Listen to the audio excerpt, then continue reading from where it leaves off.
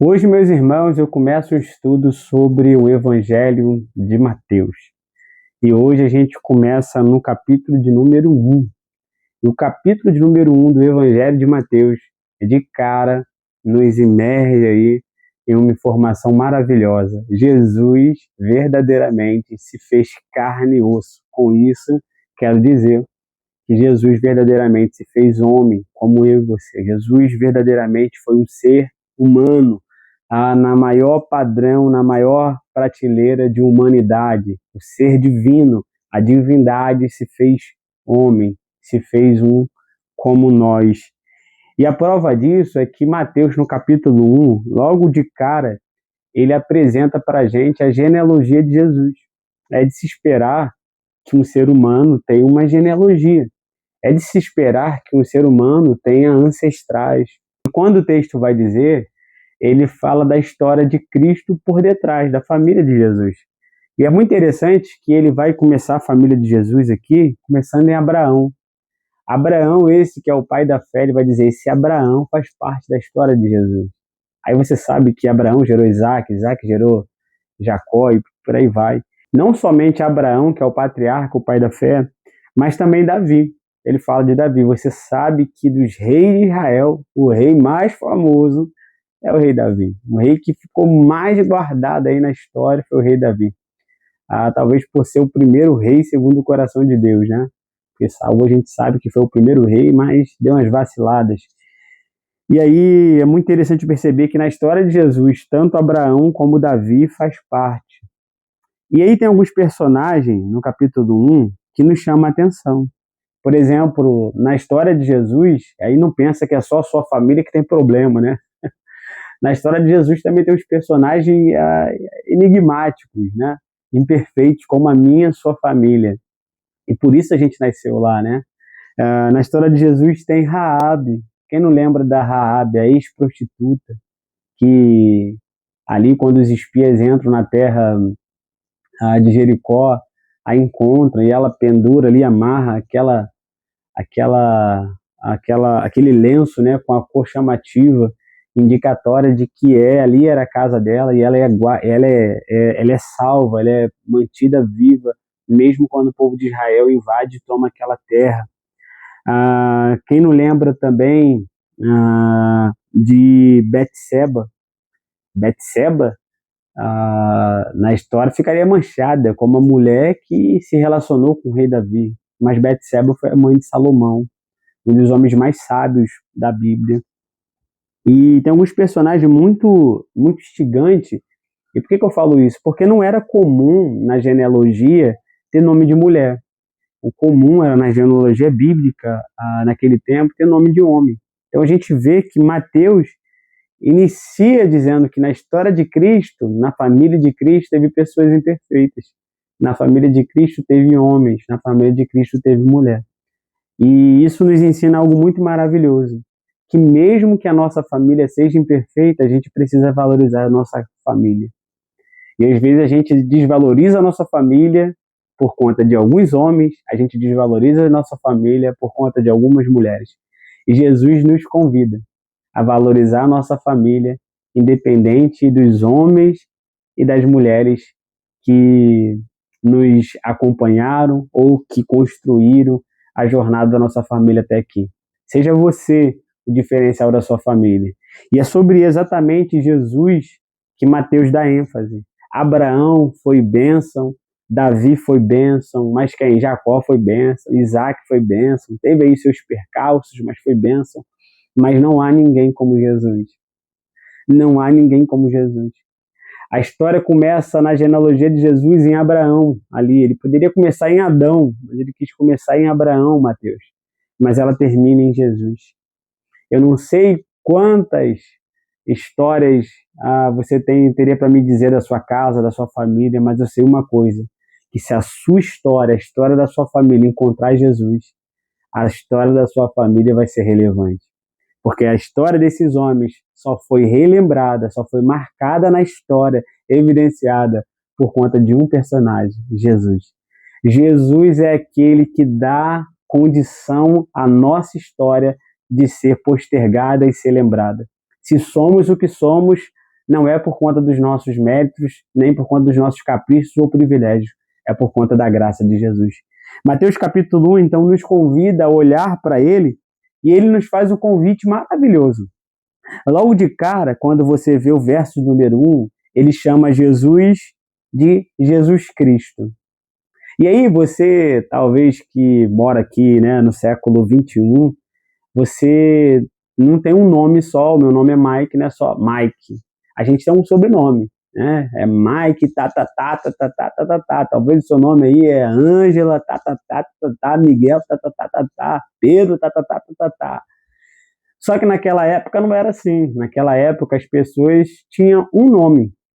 E às vezes, porque os nomes eram muito parecidos, os nomes eram muito iguais, porque não havia tanta a ideia de mutação, de mudança naquele povo, que era um povo restrito, colocava-se alguns apelidos. Então é comum você ver lá, por exemplo, Maria de Betânia, Maria Madalena, Maria mãe de tal, Maria, mãe de Jesus. Por quê? Porque essas características diferenciavam, porque o nome era igual, não havia sobrenome. Então, era muito comum trazer o sobrenome sobre aonde a pessoa morava, o que a pessoa às vezes fazia, por exemplo, Jesus, o filho de José, o carpinteiro. E aqui é muito interessante porque ele fala Jesus Cristo. E Cristo não é o sobrenome de Jesus. Cristo é a missão de Jesus. Jesus foi reconhecido como não só o seu nome próprio, mas também reconhecido pela missão que ele exercia. Jesus, também chamado o Cristo, que significa o Messias, o enviado, o ungido. Então, Cristo não é o nome de Jesus, mas Cristo faz parte da missão de Jesus. Por Jesus vir, ele veio exatamente para ser o Cristo. O Cristo faz parte da essência de Jesus. Isso nos ensina algo muito maravilhoso. Nós não podemos perder de vista qual é a nossa missão. Qual é a sua missão? Qual é a missão que Jesus te confiou? Qual é a missão que Deus lhe deu, que Deus lhe confiou? E às vezes a gente só lembra do nome Mike, seu nome, o nome de não sei quem, mas esquecemos da missão. E Mateus de cara nos ensina o nome de Jesus e a missão de Jesus, ser o Cristo. E se você olhar aí, olha aí, verso 1, diz, Jesus Cristo, filho de Davi, filho de Abraão. Ele é o rei, ele é o prometido, linhagem real.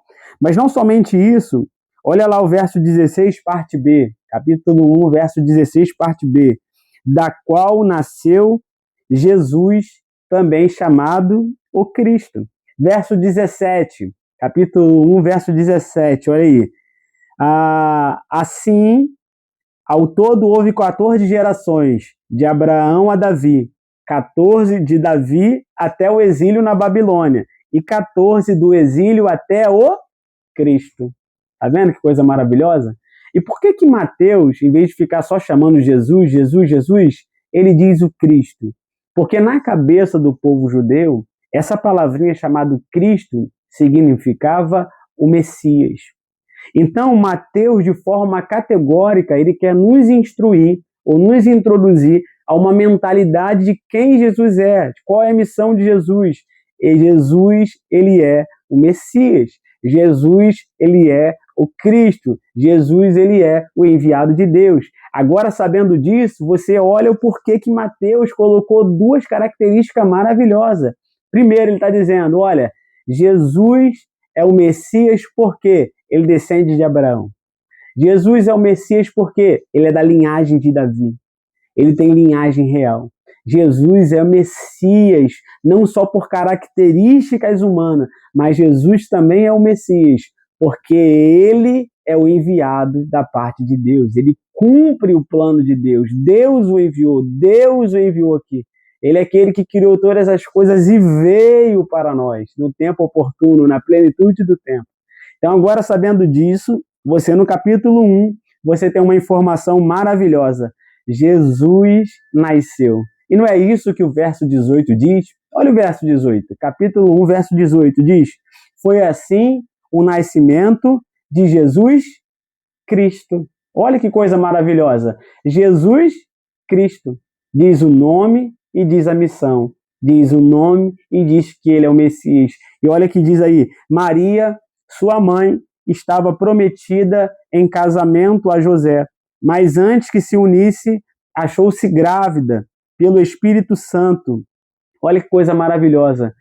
Jesus não só tem as características como qualquer ser humano teria. Por exemplo, Isaac descendeu de Abraão. Isaac também estava ali na linhagem real de Davi. Salomão também descendeu de Abraão. Salomão também estava na linhagem de Davi. Então, de características físicas, Salomão e Isaac têm algo parecido com Jesus. Só o que eles não têm?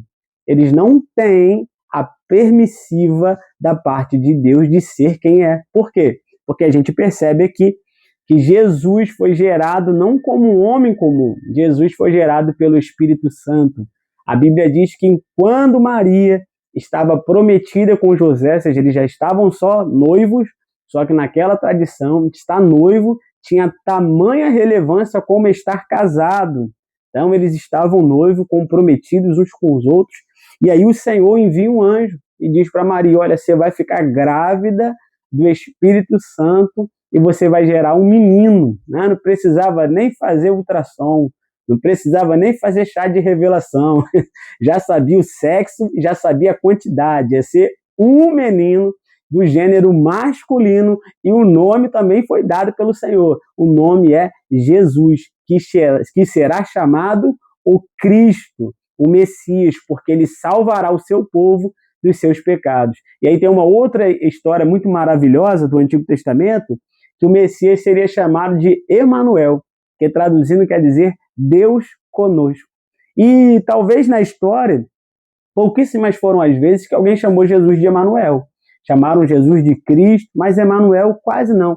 E às vezes a gente perde essa ideia de que Jesus é o próprio Deus encarnado e conosco, e ele carrega essa mensagem de um Deus conosco. A gente olha Deus muito distante, um Deus talvez na terceira dimensão celestial, um Deus que está nas alturas, e a gente parece que está aqui embaixo, distante. Jesus nos ensina que Deus está perto. Deus se importa conosco. Deus se importa com as nossas dores. Deus se fez homem. Deus se fez Cristo em nosso lugar. Se esse estudo falou no seu coração, dá um curtida aí, comente, compartilhe, e a gente vai voltar aqui para dar continuidade a esse estudo no Evangelho de Mateus. Que Deus abençoe. Até a próxima, meu irmão.